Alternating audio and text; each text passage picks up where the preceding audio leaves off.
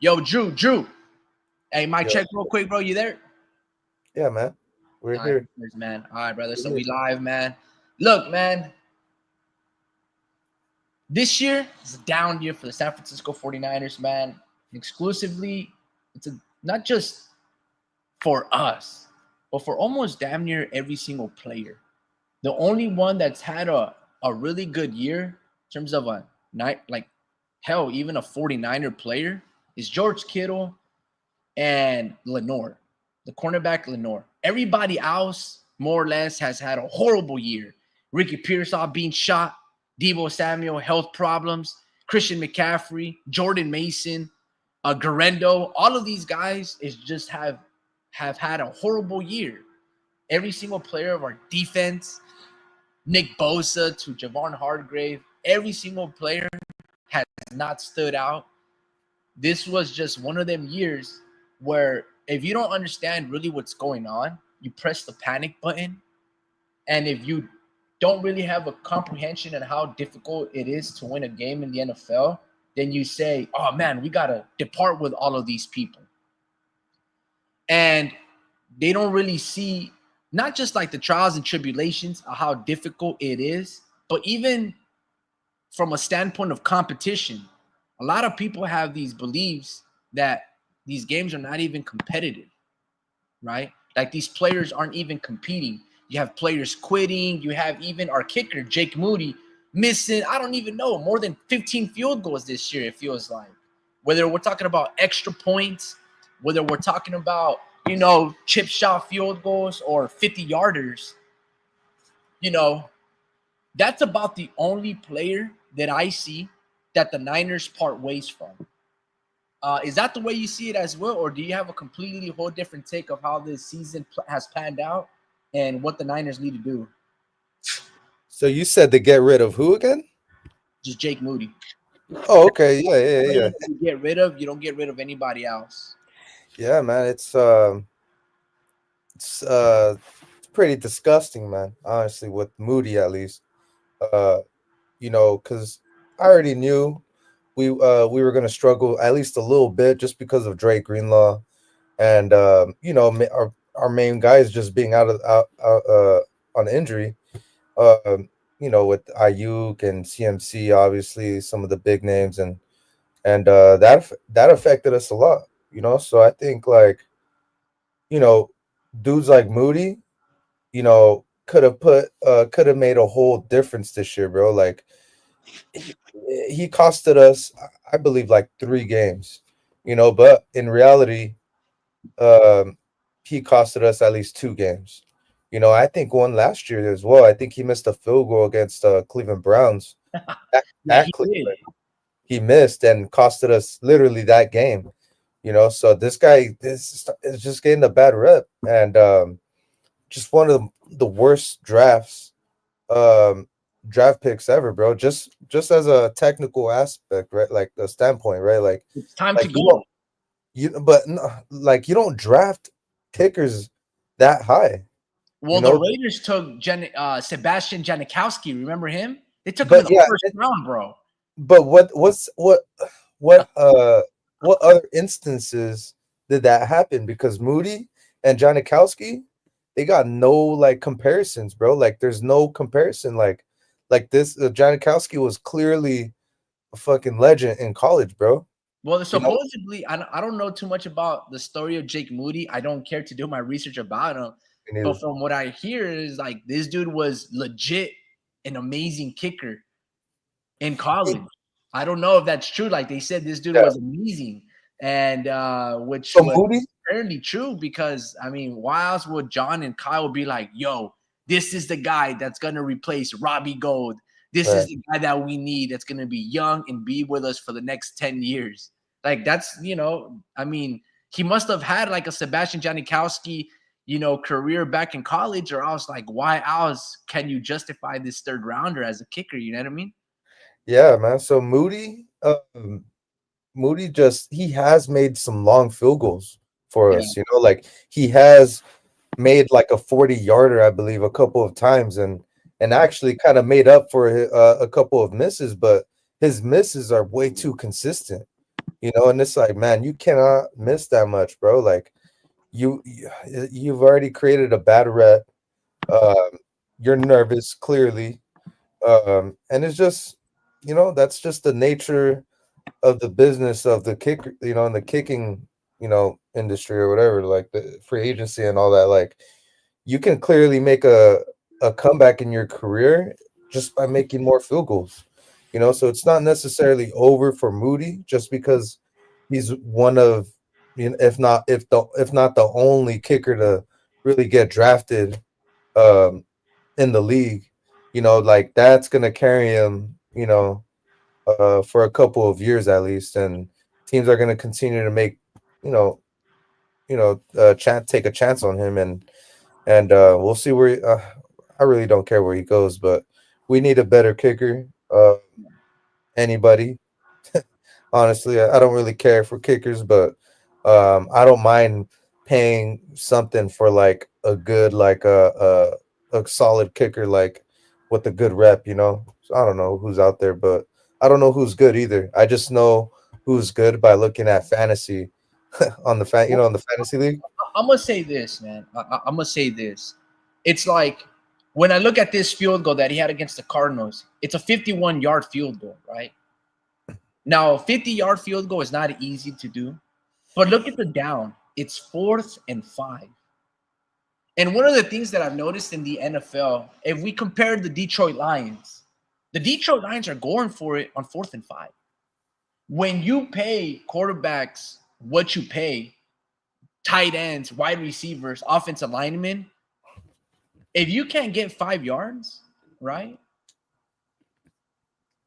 Hell, you don't deserve to win the game. Yeah, You get what I'm saying? It's fucking yeah, 5 yards, bro. yeah. Now, is getting 5 yards easy in the NFL?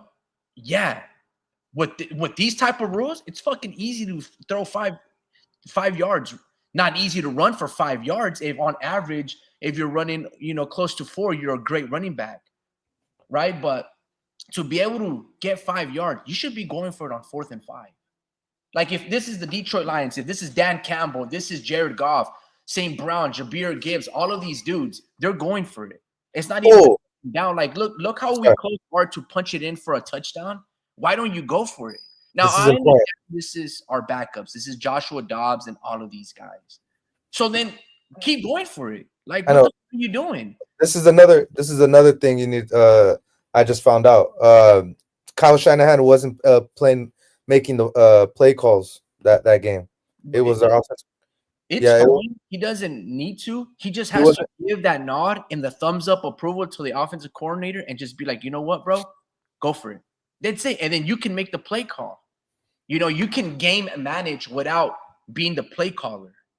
You get what I'm saying? Like, just because Kyle Shanahan isn't, doing the play calls doesn't mean that he can't call a timeout or whatever the case may be if he doesn't see a good look or the play call doesn't look properly based on the defense alignment. He'd be like, you know what, bro?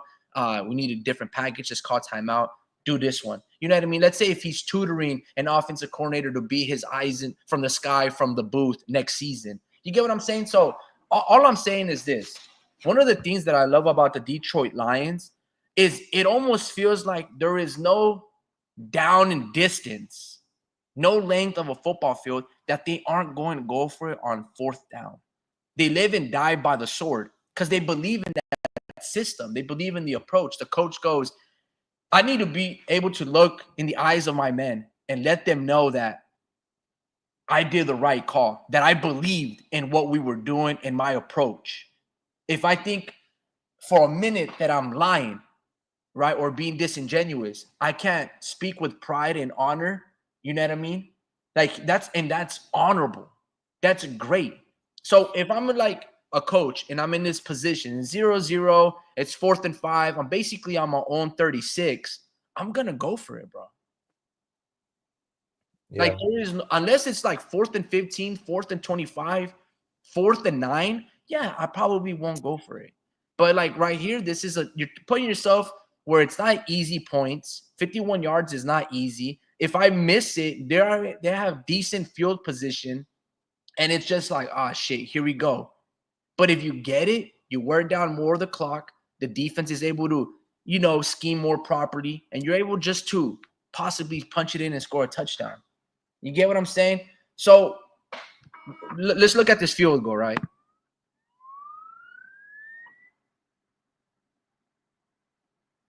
See, If he you had look at it, the ball had a little bit of a curve.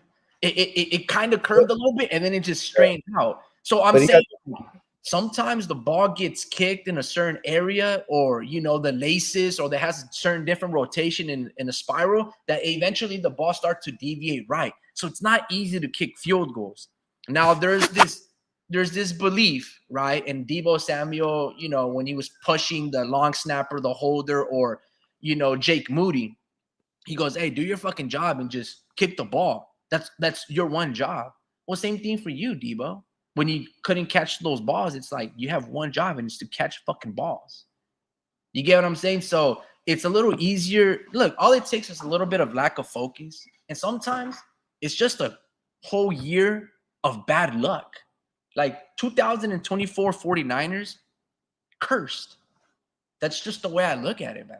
Like this whole season, every single player, man, there is like some voodoo dark magic going out there, because no one did great. No one played great. And it's not like they're not trying. You know, Mustafa had very good games. He had a lot of intensity and effort. You know, he was bringing that hit stick, the right analog, flick it to the up, and boom, you're going to bring the hit stick. You get what I'm saying? So there's these complementary pieces where some players had a lot of shine. And for better or worse, Jake Moody was okay in the beginning of the year before he got hurt. And maybe he was kicking the ball hurt. Maybe his plant leg wasn't fully. Yeah, that's a good point. You get what I'm saying? So what I'm trying to say is, if you don't really understand what you're watching, a lot of people are going to be like, oh, man, we got to let go of this, let go of that.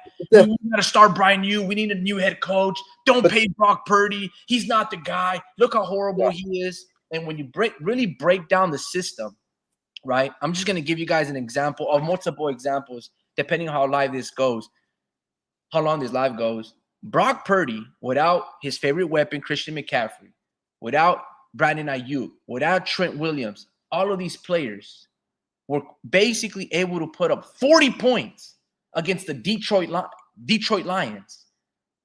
The Minnesota Vikings, with a better record of 14 wins and 2 losses, everybody was pretty much healthy on the offensive side of their ball. Justin Jefferson, Addison, Aaron Jones. You can possibly say all of those offensive players, TJ Hawkinson, are better than, as a nucleus in comparison, than the 49ers' players.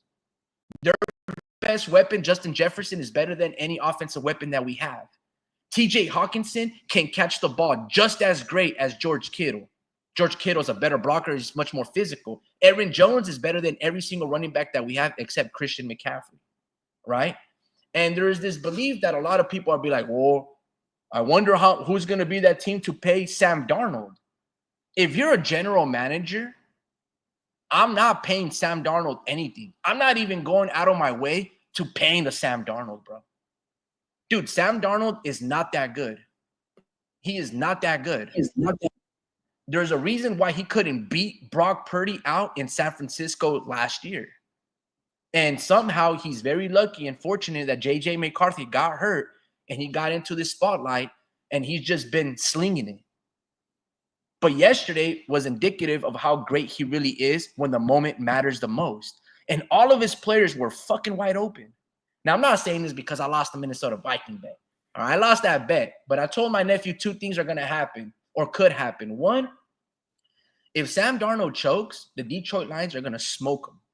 I literally told him before I dropped him off for work. But I told them this. If Sam Darnold or the Niners were able to do what they did just a couple days ago, 5-6 days ago on Monday night, I don't see why a great defensive coordinator and Brian Flores, a healthy Minnesota Vikings offense, can't put up 40 points, just like the Niners did with essentially backup, practice squad players. So I'm thinking to myself, if all of these Niner players can pop off for pretty much 40 points, damn near win that game against the Detroit Lions, why couldn't a healthy Minnesota Vikings do it? That's right, because Sam Darnold sucks. When it matters the most, he can't make a comeback. When it matters the most, he's missing wide open wide receivers. When it matters the most, having two Justin Jeffersons is not going to be able to cut it. So imagine if I'm, let's say, a desperate team right now, like the Cleveland Browns, let's say the Oakland Raiders or Las Vegas Raiders, or any damn team that needs a quarterback. And they're looking at, man, look at Sam Darnold. He's probably throwing for 4,000 yards. And they paid that dude max contract. Then you're a dumbass organization. Because if you're really looking at what you're looking at, that dude is not it. On the contrary, on the flip side, Brock Purdy, he is him. Now, that's just one thing. Just compare what you just saw against the Detroit Lions. Just compare, I think the main trainer for the Vikings is Kevin O'Donnell or McDonald. Compare him to what Kyle Shanahan was able to do. In terms of scheming, these guys got 9 points. And it was the same Detroit Lions that the Niners faced, that the Vikings faced. And how much points did the Niners put up? 35. If old boy makes his field goals, we probably win that game 41-40 type shit. So when people start panicking and saying, oh, we need to get rid of Kyle Shanahan and don't pay Brock Purdy, he's only worth 20 million, 30 million, or anything of that nature, just compare that. He's 4 touchdowns better than Sam Darnold. He's 211 yards better than Sam Darnold. And he's basically 20 points better than the whole Minnesota Vikings roster. Last year, if he doesn't throw 4 interceptions on Christmas Day against the Ravens, right? And that was more about Kyle Shanahan focusing on passing the ball so many damn times when it's just like, bro, just run the ball. Like, I know what you're trying to do. You're trying to make this quarterback versus quarterback, Brock versus Lamar, but you're really putting him up against a bad situation against this amazing defense of the Ravens last year. Not this year, but last year. And that's what happened. That you essentially benched his ass because it was just egregious how he played. Now, Sam Darnold could be like, well, relax, guys. It's just one game. No. This is the game for the Vikings to have a first-round bye, to be the number 1 seed, to have basically an easier road to the playoffs. Now, they might not even get past LA Rams because Sean McVay he can scheme properly, right? He has an amazing quarterback, Stafford, 2 great receivers, and Kyren Williams. Basically, it's a replica of the Detroit Lions all over again. Except, I don't know, Sean McVay is going to go for on every 4th down like Dan Campbell.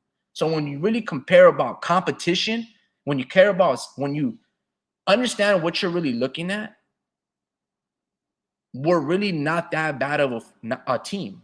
The San Francisco 49ers. Sometimes it's just a Jake Moody missing a kick here, or maybe it's just a couple bad catches or a mental lack of focus or our inability to close. Just a game of inches. But yeah, man, I mean, did you see the games? Were you looking at it from like comparison the Vikings with the Niners against the Detroit Lions and all these things, or no, not really? No, honestly, bro, I stopped judging this team once we were eliminated from the playoffs. Once we get eliminated from the playoffs, dudes stop trying, and some other guys continue to try. We just don't know who's who yet. You know, like when we're eliminated, it's like, man, and there was so much going on with with Ward and Trent Williams. Like Trent Williams you noticed how Trent Williams stopped playing when we officially got eliminated, right? You know, so he stopped playing, and I'm not trying to say he stopped trying. It's just he's trying to save himself for next year, and it's like, why even risk it? Well, I think some guys are really just are playing, but they're playing it safe, honestly, and that's what I want. I don't want Fred Warner to go too like hard where he gets injured and now he's like limping, and it's like, man, like I don't want him to go through that just because it's just not worth it. Your right hand man's not there, so it's just like I stopped judging. It's like some guys that are on the bubble should be the ones that should be like getting exposed right now, like Debo.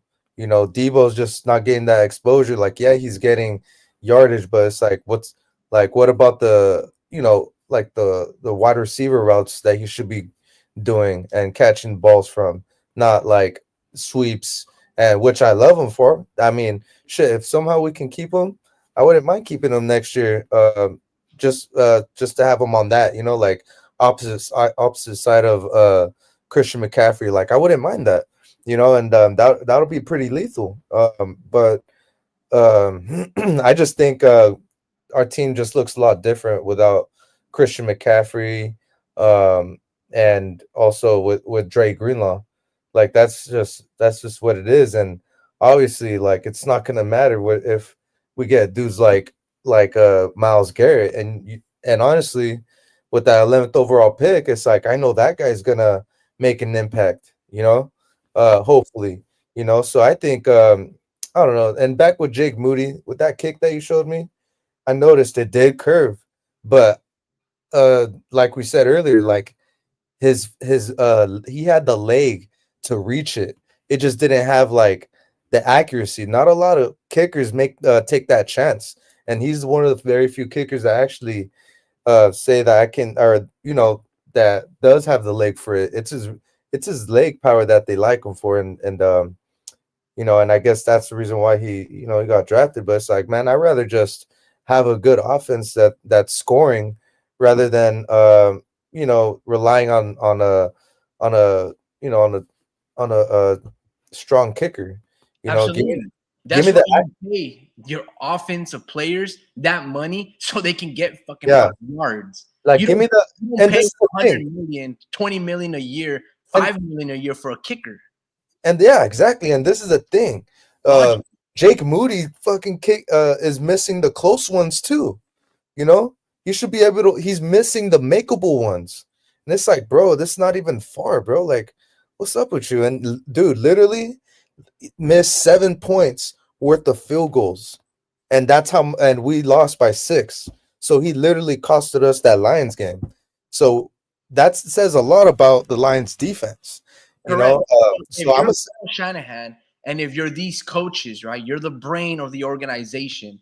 If you notice that a player is struggling, if you notice that Brock Purdy is throwing 4 interceptions against the Baltimore Ravens, if you notice in this particular case that your kicker is madly inconsistent, why do you keep kicking it then?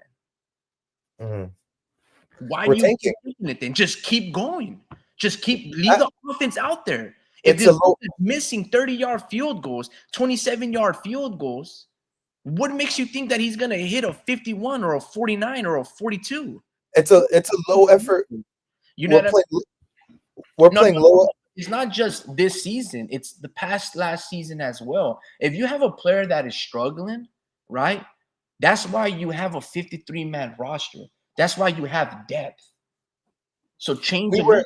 swat them out. Maybe the game is moving a little too fast where you have to basically like, all right, dude, we're not going to play you this series. Watch the tape. And that's what basically Dre Greenlaw, that's why Devondre Campbell was very salty and his ego took a hit because once they put Dre Greenlaw in, he's like, oh shit, that's what playing middle linebacker is supposed to look like. I'm not trying to follow that up. What the fuck? I'm going to suck. Let me just send my ass to the showers. You get what I'm saying? So that's what the Niners do. That's what Kyle needs to do. He's like, you know what, bro? I'm gonna bring Chad Ochocinco's kick and his leg, and Jake. I need you to learn from him. But you know what I mean? Not to be comical or anything, but that's basically what it is. Now, dude, Jake Moody needs a fresh start. Like, not with the Niners. Like, he might be a great field goal kicker for the Green Bay Packers, but we need somebody with a Robbie Gold-like experience. Look, these field goal kickers, you can get one that's age 45. Hell, I guarantee you Pat McAfee right now can probably hit some badass field goals. But when your confidence is shot and kicking is all mental, right? A lot of people don't, they just think, oh man, you're just kicking the ball. It's so fucking easy. It really isn't. It's literally like a penalty shot. I don't know if you've ever been in that limelight. You versus goalie, right? Ball versus field goal post, the distance. It's all mental. It's all about precision. It's a little it's much more difficult than what people make it. You need the arm length. Like there's many variables. It's not just like, oh, I'm just gonna kick a ball and then it'll go long distance. Like I used to kick ball during recess in 4th grade. Like no, it's much more. There's so many variables. Anyway, what I'm trying to say. So especially now, if you're getting into your head and you're thinking to yourself, "Oh, dude, I can't kick, I can't fuck up, I can't miss." and it no longer becomes fun. And it's just like, oh shit, it's not like the 1,000th rep that I've done in my life or the 1,000th rep this week. It's, oh shit, the lights matter the most. And then who knows, this guy might, be looking at the crowd rather than just like narrowing and having tunnel vision. Who knows, bro? It's all psychological. But yeah, bro, Jake Moody, he's done with the Niners. Like Vince says, you can't trust him. He can't be trusted.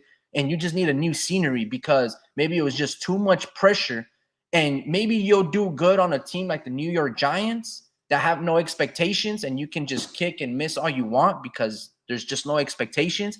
But when you have basically a Super Bowl contending team or playoff contending team and it matters and you can't deliver, you just got, dude, we're gone. But yeah, man, we can all blame Jake Moody, but dude, if you know that he's struggling that bad, just keep going for on every single 4th down. That's just what it is. And Kyle has all of these players to be able to do so. Well, he knows what to do, bro. Like, he's playing low effort coaching right now. He's low effort coaching because he's clearly trying to tank. And that's what it's like, dude, we got the 11th overall pick, bro. Like, and that's because of low effort coaching. Like, we know what we can do. We're just not playing our coaching at our best because we want to reserve it for next year. That's just what I think. I know for like, I don't know for a fact, but I know that we're better than this. Like, I know we're better than this. So like, that's why the odds had it as close as they had it, because all the bookies were like, bro, something's weird here. What's going on? So I don't know. That's what I see. And it's just like, of course we can go on 4th down, but we're not trying to dominate. No, I'm not just talking about these last 2 weeks. I'm talking about the season in general, bro.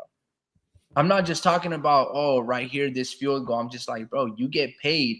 You have, I don't know, if you look at the situation with the Niners, let's just say Kittle is worth 10 million. Debo is 20. Ayuk is 20. Christian McCaffrey is 20. You have all of these basically $10-20 million players on the offensive side of the ball. You can't get 2 yards. You can't come up with your best play to get 3, 4, 5 yards. You can't execute for 4, 5 yards. What's changed? The down? Oh, so you crack under the 4th down pressure. That's what I love about Dan Campbell. Don't matter if it's 1st, 2nd, 3rd, or 4th. Every single play, he's really literally trying to score. And it costed him. Yeah, it costed him, but look where he's back at it again. You get what I'm saying? So if you have that talent, you have Brock Purdy, close to being MVP last year, about to rack in a max contract, I fucking expect you to get 5 yards. Not because I believe in you, no, because I'm paying you what I believe that you are worth and what you have shown that you are worth. So, for example, look at this. This is Sam Darnold right here. Watch this.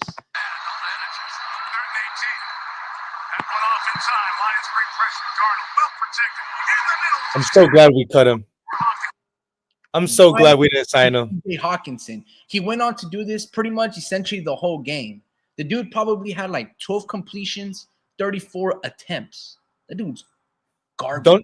Doesn't it make you players were open? Bro, doesn't it make you feel warm inside that we made the right decision? Nah, because as a Niner fan, you can't really brag right now. It's like, okay, you let Sam Darnold go, but Purdy's better. We didn't need him then. We don't really need him now because we have Brock Purdy, and that's what I got to remind people is like Brock Purdy is the truth. Makes me feel warm inside knowing that. Nah, I mean Sam Darnold. It's not like as a Niner fan, you can't really brag about our QB play or anything because like we gave up 3 first rounders for Trey Lance, bro. And yes, we traded him for the Cowboys for a 4th or a 5th rounder. But dude, you went 3 first rounders to pick up Trey Lance. Like you guys are very fortunate, you guys as in John Lynch and Kyle Shanahan, that Mr. Irrelevant turned out to be Mr. Relevant because you guys are probably out without a job because you guys believed that Trey Lance was that guy. You guys gave up 3 first rounders. And you got to think about who you could have had in that year's draft. So there's no looking back now. There's no looking back. What happened? There's no looking back. So then why are you forward now? Sam Darnold situation? Like, why are you glad that he got like? Because don't worry about that. What I'm trying to say is we have our guy in Brock Purdy. Now we have the 11th pick of the draft. So when you have your guy, you have to do what? Protect him. He already has the offensive weapons. You picked up another first rounder. Like the Niners have had multiple first rounders that they've been going on their wide receiver. Ayuk is a first rounder. Ricky Pearsall's a first rounder. Debo is a second rounder. Like basically all of these dudes are first rounders. Christian McCaffrey's a first rounder. So now protect him. Like you have everything that you need from an offensive standpoint. On a defensive standpoint, see, that's where we're actually horrible. That's where we're actually really, really, really bad. Because Nick Bosa has shown us that he can no longer do it himself. I've always showed you videotape that how he's so horrible at containing. Chase Young is not the answer. Maybe you can say what's old boy's name, Myles Garrett, but I think it's much more than that. I think it's like when I look at the Detroit Lions, how easily Jahmyr Gibbs can run all over us. That's who you have to compete against, right? The NFC now has legitimate, a bad threat right now, like multiple threats that the Niners, I don't know, bro, even a healthy Niner team with Dre Greenlaw against the Detroit Lions, I don't know if that's enough to be able to stop Jahmyr Gibbs. That offensive line from the Detroit Lions, they're nasty. They play till the end of the whistle and then some, and they're just downright just all pro, bro. And that's why they're 15-1 and 14-2, and possibly, I don't know, who knows if they don't get injured, but I think it'll be more or less a cakewalk for them to go to the Super Bowl. Do you see it like that or not? No, they're gonna lose. They're gonna lose to the Eagles. I think Eagles are the best team in the league right now. Like they're playing like all cylinders are firing right now, and they're more of a complete team. They can probably match them in offense, but I just feel like they have a better running back, better wide receivers, tight end. Maybe they got the edge, but what's it called? The defensively, bro, they just have better corners overall. They do have solid safeties, better linebackers than last year, and obviously they've always had a solid D line with them Georgia Bulldogs. But I think Eagles are gonna expose them. But like, I don't know if even Lions even get, because there's a lot of dark horses. There's dark horses like Washington.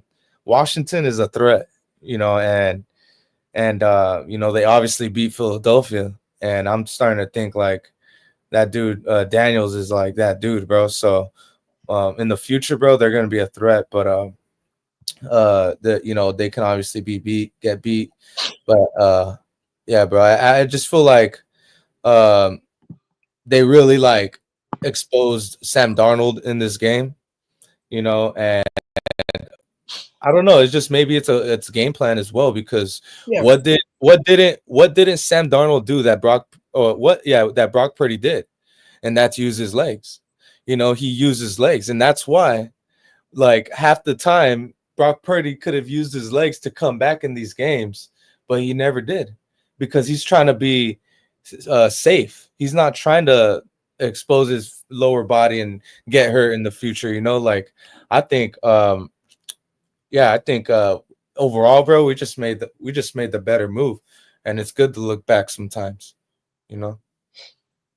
Yeah, no. Well, I'll say there's a lot of things that the Niners did or Brock Purdy did that Sam Darnold didn't do. He overall just made accurate throws. That's just the reality, And they got rid of the ball quicker. And, Kevin O'Donnell, whatever his name is, the Vikings, offensive coordinator and the head coach, man, they had it's just like, bro, this is the Detroit Lions defense, right? Well, not a lot of great players. And it's just like you guys are having a bad scheme, and they stuck with the same scheme, these long ass routes. And sometimes they're just a quick release. Get rid of it really quick. It's just like, I don't understand what you're trying to do here. But yeah, man, he missed a lot of wide open opportunities. That's going to happen. Like for example, if we look back at how that game ended, and let's say Sam Darnold does make those throws, and they don't get 3 field goals and they actually convert them into touchdowns. And on that 4th down that they went for it, let's say they actually convert 28-10. They're actually up by halftime, right? And I'm saying that's not out of the realm of impossibility because you were moving down the ball against the Lions. You get what I'm saying? The Lions are a team that's going to score 50, but they're going to allow you 40.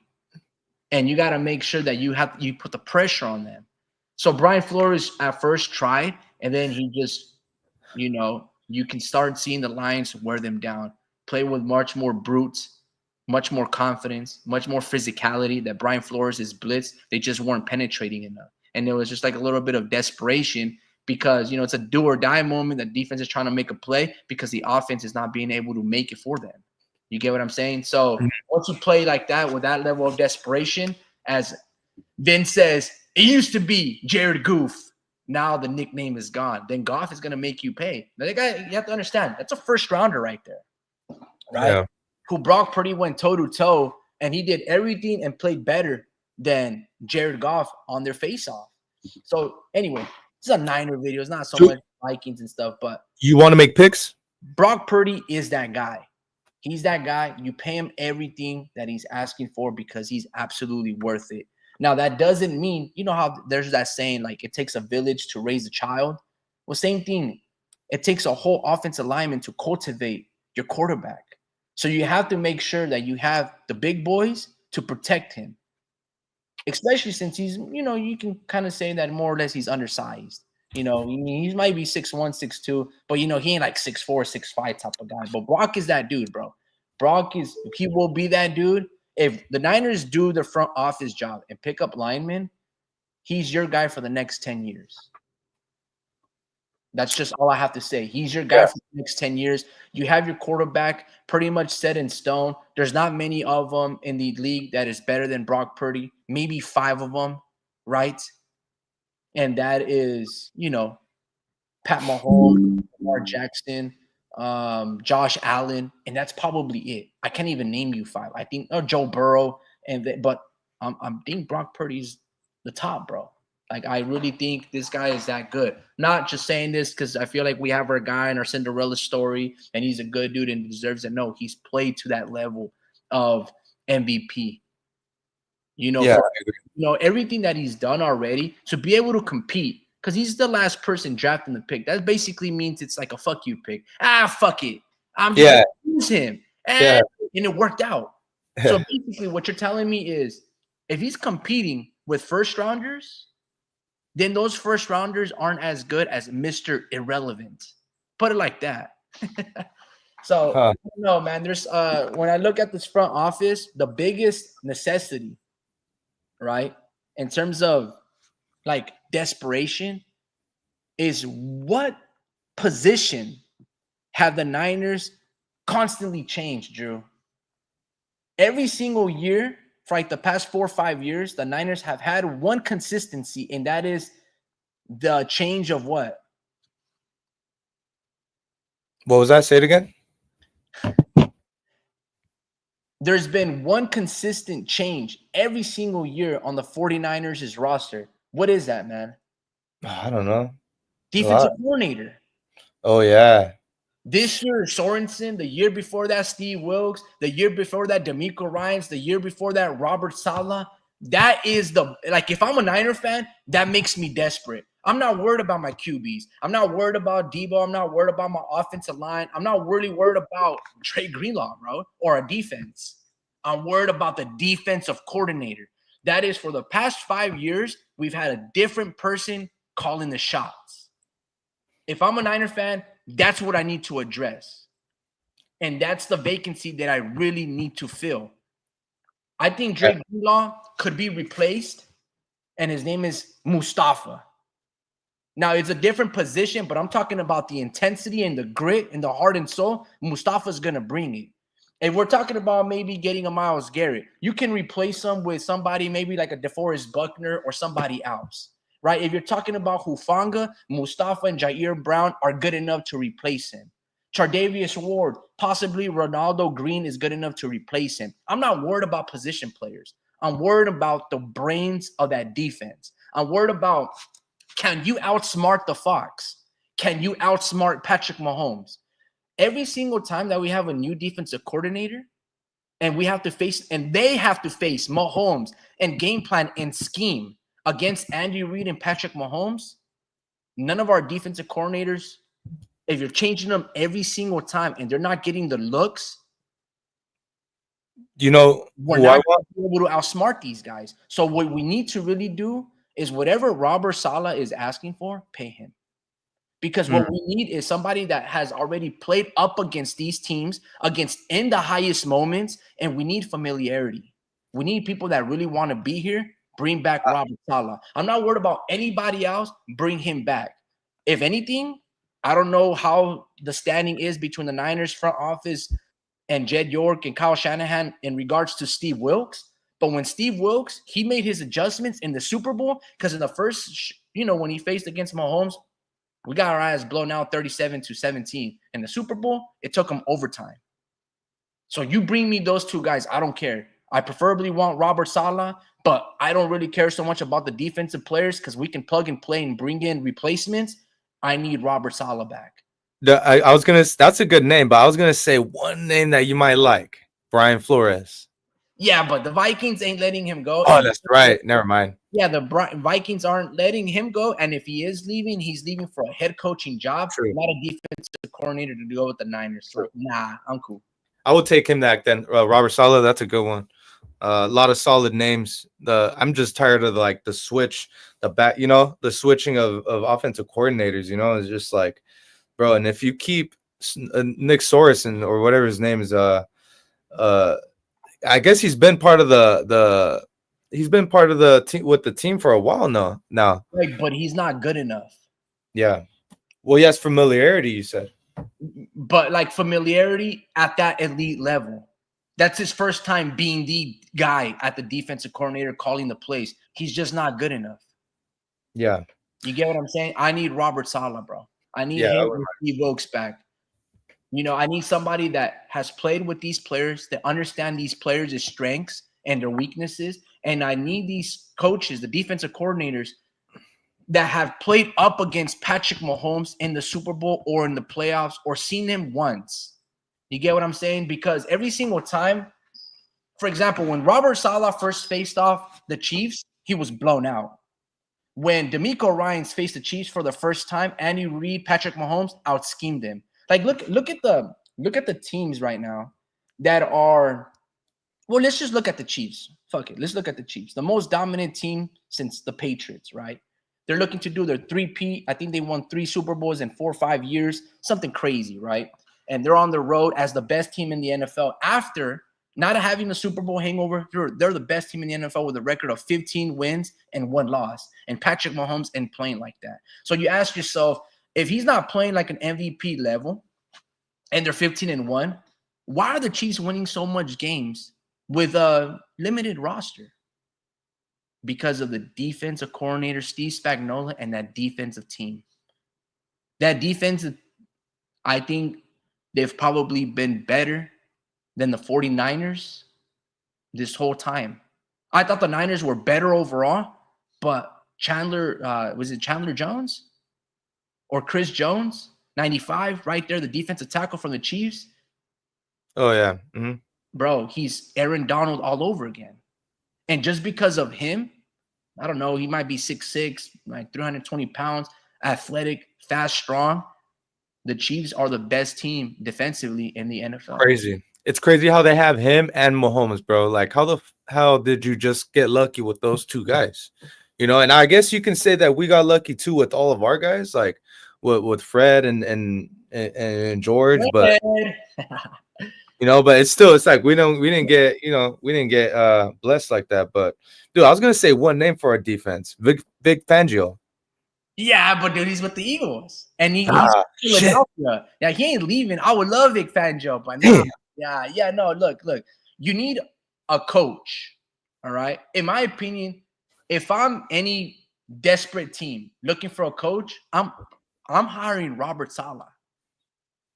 Robert Saleh. That's be on everybody's tip of the tongue. If I can't get Robert, I'm probably the Niners bringing in Mike Vrabel. You get what I'm saying? But, bro, it's Robert Saleh or Steve Wilks. We cannot bring in a new defensive coordinator to familiarize with our players and learn what Kyle wants These guys already know what Kyle wants. These guys already know the dudes' locker rooms and bring them back. That's it. Those are the only two names that I really want. Yeah. You know what I'm Yeah. saying?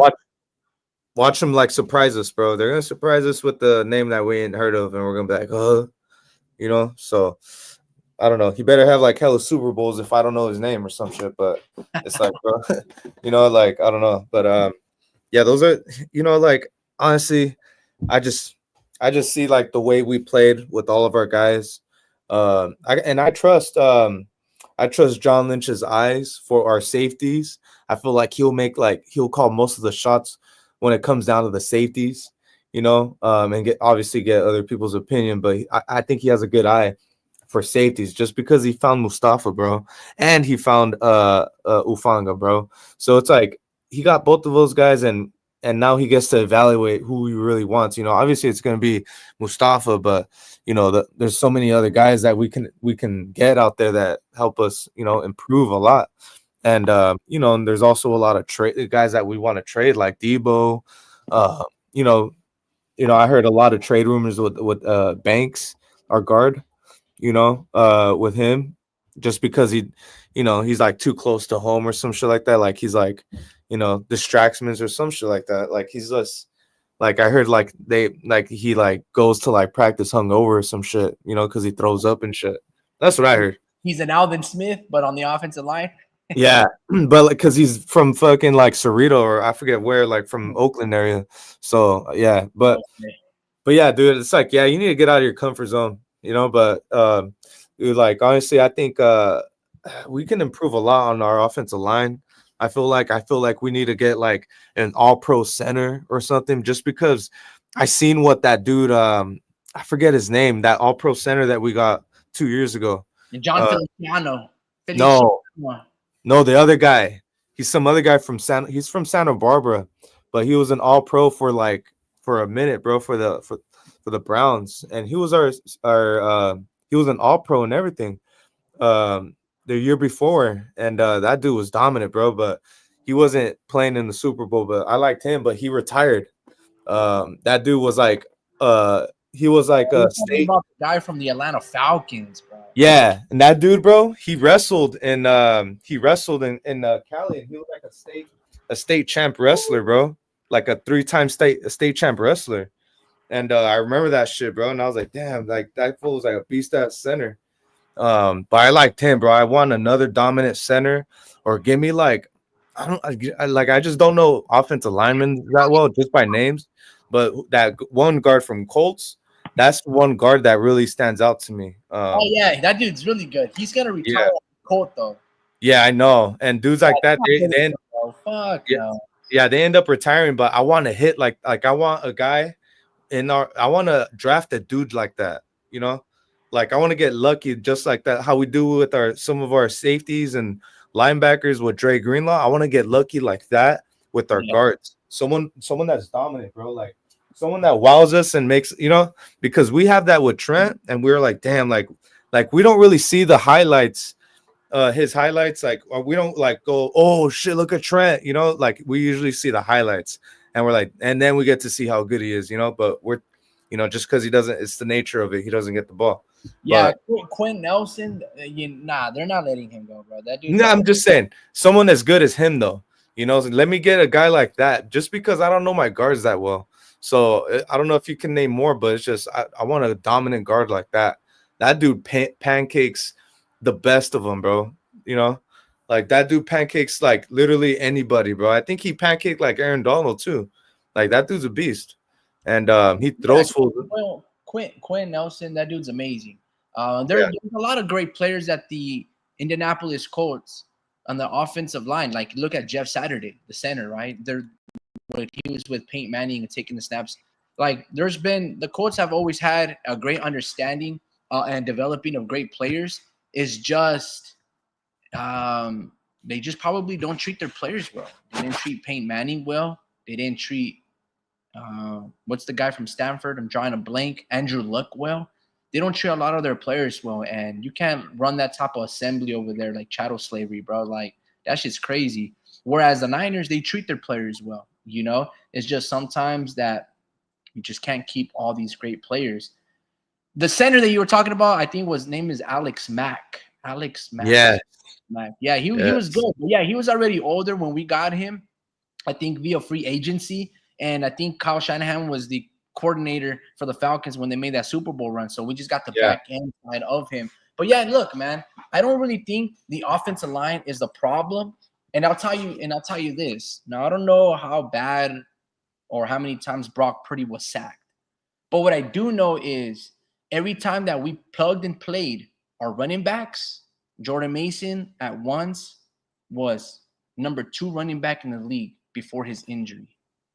Get what I'm saying? Isaac Guerrero, when he played, he ran the ball extremely well. So, and look at, for all intents and purposes, Brock Purdy probably threw close to 4,000 passing yards this year. If you just look at his stats, hold on, let me see if I can pull up his stats real quick. Let me go with, what's his name? Brock Purdy 2024 stats. Or maybe I should have put 2025 stats. I don't know. But this year, the kid has thrown for 3,864 yards, 20 touchdowns, and the ugly-ass number, 12 interceptions. And I can at least tell you that 6 of those interceptions are horrible throws just from him. Bad situation.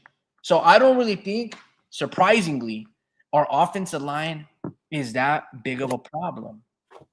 Because check this out. That same team, the Detroit Lions, that limited the Minnesota Vikings to 9 points, Kyle Shanahan and Brock were able to execute and scheme so they can close to throw over 400 yards, 3 passing touchdowns, 1 rushing from Brock, and he almost threw for 400 yards that game. Had he not getting pulled out, he probably throws over 400. So what I'm saying is, yes, you want to protect, and I believe we should get offensive line, because if you're going to pay Brock Purdy this, you want to protect him. You want to give him day and night behind center to find somebody open and read through his progressions. You want to give him that comfort blanket. But I can't stress the importance. If I'm the Niners, I'm not so worried about the offense in any manner, shape, or form. I'm worried about that defensive coordinator. Who is going to be that guy where I know Fred Warner can trust, can understand what they're trying to do, can be quick? Because next year, bro, I'm telling you, we should go undefeated. Like, if every single player, and that's what I'm saying, bring back every single player back and just bring depth. The Niners right now, given how bad we've got punched, we just got to, like, dominate this upcoming year. And if I'm not mistaken, Vince and Drew, you guys correct me if I'm wrong, but 2026, I think the Super Bowl is in Santa Clara again, correct? What y'all know? I don't know. Well, it's 50. What Super Bowl is it? 54 or 55? 64, dude. What the fuck? Nah. I don't know. Super Bowl 2026. When is Super Bowl in 2026? Yep. Oh, it is in Santa Clara, bro. So look, there is no reason why the Niners. That's what I'm trying to say, bro. You have to bring back Robert Saleh. That's the only person you really have to worry about bringing back. Bring him back. If I'm a Niner fan and you really know what you're looking at, your defensive coordinator is lacking. Every single year, that's been the position of inconsistency where it's been Sorensen, D'Amico, Robert Saleh, Steve Wilkes. Bro, you need Robert Saleh back just so you can have that person that has been in the Super Bowl, that has gone up against Patrick Mahomes, that knows the thing. And also this, if you notice this trend in the NFL, essentially every single person that has been a head coach or been promoted from a defense or offensive coordinator and been a head coach and they struggle, once they go back to just being a specialist and overseeing one aspect of the ball, whether that's the defense or the offense, aren't they so great at their fucking job? Look at Jim Schwartz. He was a coach for the Detroit Lions, the head coach. He wasn't that good. He was okay. When he went back to become just the defensive coordinator, savage. He's amazing, right? And so many positions can be said. Vic Fangio, I mean, the list goes on and on. He was a defense coordinator for the Niners, became the head coach in the Denver Broncos, sucked as like the oversight seer, went back to the Eagles as a defensive coordinator.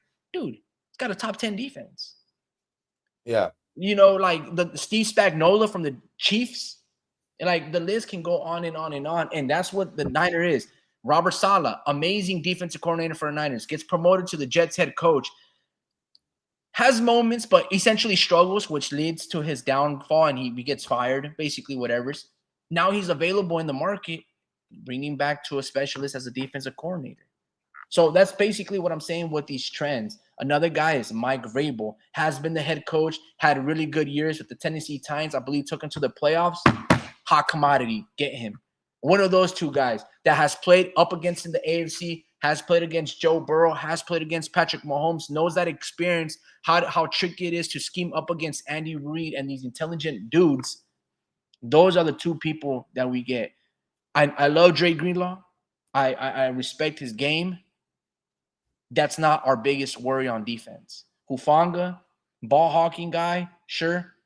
I respect him, but dude, I can't stress the importance of the defensive coordinator is more important than every single one of those players, unless you have like a Chris Jones and Aaron Donald, where that guy doesn't really matter because it's just the players on the field. You know what I mean? Yeah. Well, hey, what about Gerard Mayo? Woo! That would be great, bro. Yeah. I mean, yeah, he amazing linebacker for the Patriots.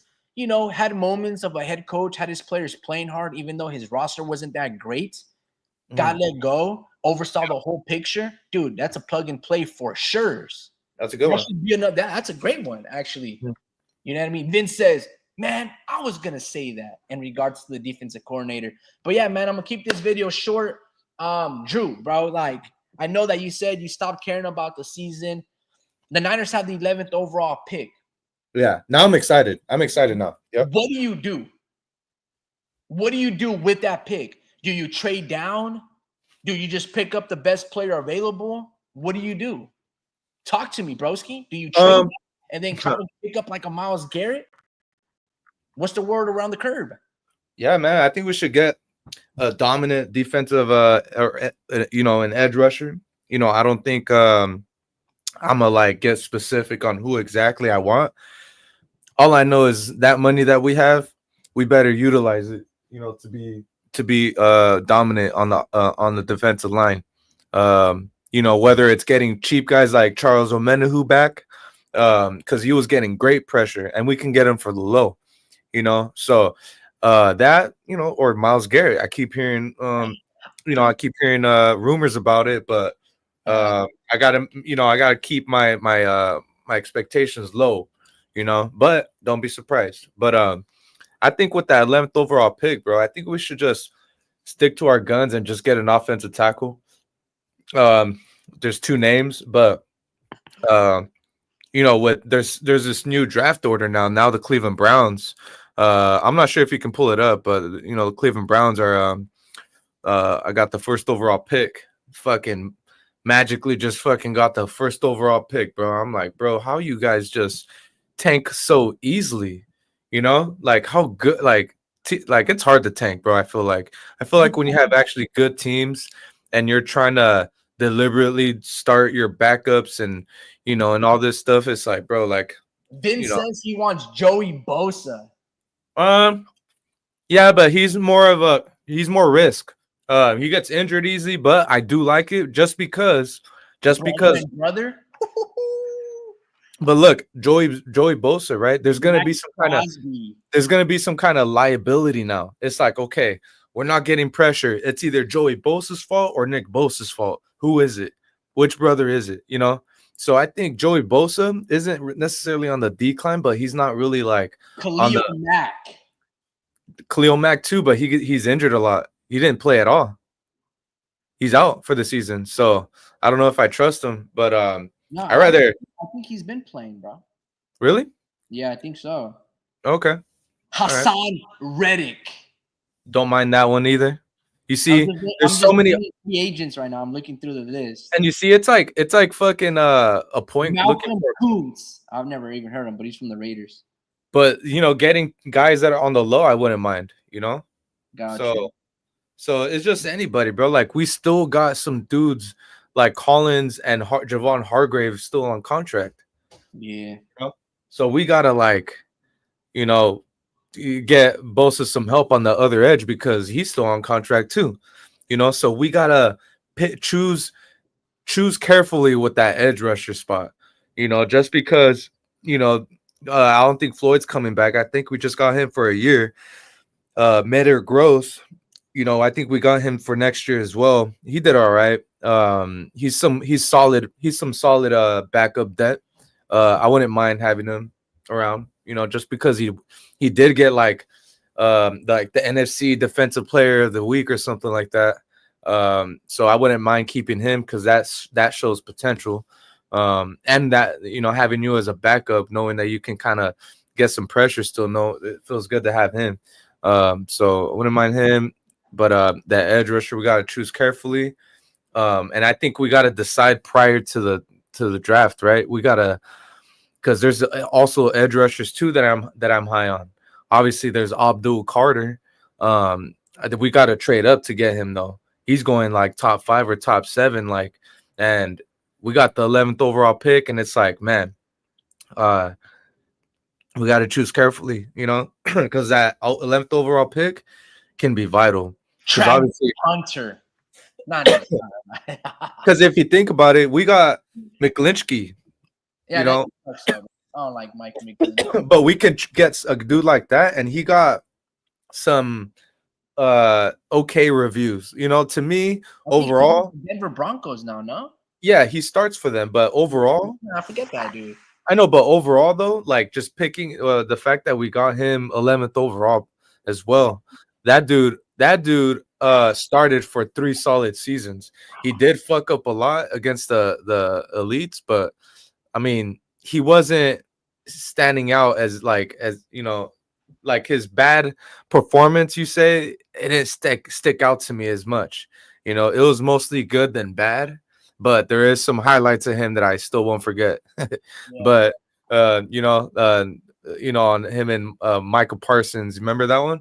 Yeah, yeah. So let me tell you this: you have just straight up. Don't give me all this or this. Niners have the 11th pick of the draft. What do you do? Tackle. Tackle. I told you, Banks. Vince, you have the 11th pick. You're John Lynch. You're the general manager of the Niners. Who are you picking up on the 11th pick? What position? If you know the name from college, even better. Okay. Mine is Hold on, let me see if he's still here in the comments. Nah, Campbell from LA. Fine. Woo! Dang, man. If you're telling me. Oh yeah, Will Campbell from LSU. Tackle. You think he's gonna be available? Maybe that or Banks from Texas, but those are the top 2 guys right there. So I wouldn't mind that. What happened? I'm going. Oh, excuse me. I'm going offensive line as well.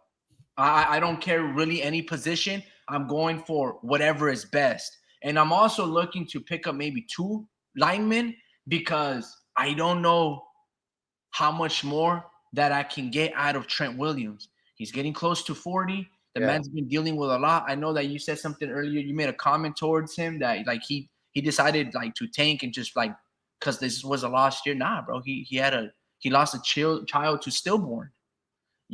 So it's just like it's a down year. We're not really competing. I gotta be with my lady. I gotta be with my family. So yeah, tackles and guards. If I'm the Niners right now, I pay Brock Purdy tackles and guards. Once you settle down these contracts, that's what it is, tackles and guards. I love that. That should be the name of the video or should be the name of like what the Niners need, tackles and guards, and then Robert Saleh.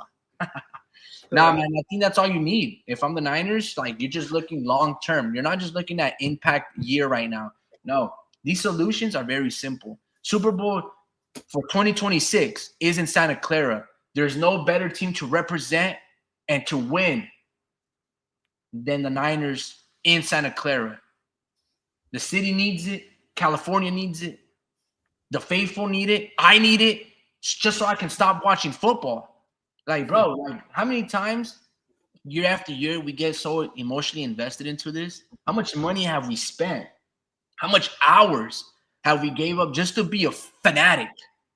You know Did what I mean? you? It's One time for us question. to be able to rest and be like, in our lifetime, we got to witness one Super Bowl.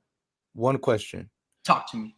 Did you stop watching the Giants when they won the World Series? Yes. You did? Going to score in San Francisco, I was able to appreciate one of their parades in 2012. I watched them against the Kansas City Royals, the Texans Rangers, and I think we beat was it Detroit? I forgot what the other team was. Kansas City Royals. And I watched them all after that, bro. After Tim Lincecum and Fear the Beard Wilson, and essentially when Bruce Bochy decided I'm gone, that's when I still watch the Giants, but I'm just keeping the ear to the grindstone. There's not been a player that the Niners that the Giants have that like, oh man, I gotta go back to being a Giants fan. Like I don't see that the charisma. The Niners, Jesus Christ. The Giants, we had a lot of charisma from Panda, Fear the Beard Wilson, Jeremy Affel, Cody Ross, Hunter Pence. We had so much spunk, bro. Like it was very enjoyable. Spunk? It wasn't enjoyable watching them play because if you watched them play, it was called torture baseball. Bro, it was like 1-0. Every single game was like bases loaded. You're like, and then we somehow edged these games out, And it was just great pitching, situational hitting here, maybe a home run here, maybe some bunts, stealing bases, small ball, but just diehard pitching, bro, that I have no more nails to spare, from just nail biting and shit of the Netavioles. But I stopped. I still have my memories. I have collectibles, and I just stopped, bro. Like I was like, all right, man. I was able to enjoy it. I got my newspapers. I got my baseball Buster Posey cards. I have my Madison Bumgarner toys with the World Series. I'm good. And same thing with the Niners. I felt like that we were gonna get that during the Jim Harbaugh era. So I'm extremely happy that he's having a lot of success with the LA Chargers. But I'm not gonna lie to you. I haven't felt like a Niners fan since we lost Jim Harbaugh. That was very difficult for me, bro. Like just as a kid, as a fan growing up during that time, I was just like, damn, bro. We parted ways with that. Like, I lost all my spunk. That's a funny word. I felt like that was appropriate, to use that word. But yeah, man, I, as a Niner fan, bro, like that one hurt, bro. It's like, damn, Jim Harbaugh. And then it wasn't just losing Jim Harbaugh. Patrick Willis retired, the Cowboy Justin Smith, Alden Smith let go, to the point where like Frank Gore was like, man, I don't want to start all over. Then there was the whole Eric Reed, Colin Kaepernick situation, taking the knees that I felt really wasn't that big of a thing, but the NFL really wanted to cave in on the Niners and make an example of Colin Kaepernick. It's like, you can't be that offended with a player just taking a knee during the national anthem. Like, are you guys really that fucking sensitive and just that, like, I get it, the guy's taking a knee, but like, who cares if he takes a knee? Like, what the fuck? But hey, it got so much world attention that the cameras, like, it was a talking point for everybody, and the organization was like, nope. The NFL was like, you're bad for business. We're gonna, put you on the blacklist. Like, I get it. Standing up and, honoring your flag is very important. I get it. But like, there's so many people when I go to these stadiums, I'm talking about the fans. We rise for the national anthem. There's a lot of people sitting down. There's a lot of people talking to their buddy. They don't even remove their hats. So it's just like, why don't you criticize all the fans? Why is Colin Kaepernick, your punching bag?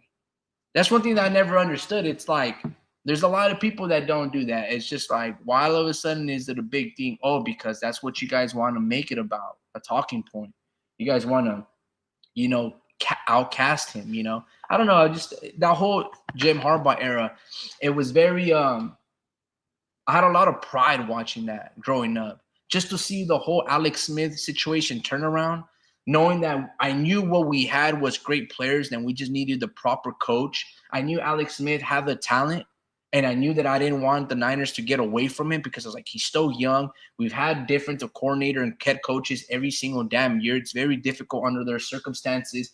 And here's Jim Harbaugh, a person that understood the player, he understood the position, understood how to make it simple and simplify the game, and more importantly, have fun with passion unknown to mankind. Those are his words. I was like, that's the guy.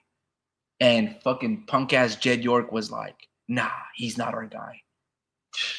That was the most despicable time to be a Niner fan. I was just like, how the hell are you going to I don't know, bro. I mean, I just hold my tongue right there. Vince goes. Thank God for Purdy. He was solid as rookie this year. I agree. Oh, he was. Solid pick. Mustafa, a lot of these rookies, they really panned out to be very good, and it gave a lot of hope looking into the future, like Ronaldo Green, hell, even late Ricky Pearsall. Purdy's a keeper, bro. Garendo, like those 5 players. I mean, it's very. I can't wait, man. But yeah, just to end the live, guys, Brock Purdy is 4 touchdowns, 19 points, and 211 passing yards, better than Sam Darnold. When we faced up against the Detroit Lions, Kyle Shanahan and Brock were able to put up 40. Sam Darnold, with a healthy-ass team and a record of 14 wins and 2, when it mattered the most, only put up 9 points. Missed wide open TJ Hawkinson, Addison in the end zone, and twice Justin Jefferson. And you guys mean to tell me we can't find the money to pay Brock Purdy max contract? I'm going to recap it just one more thing.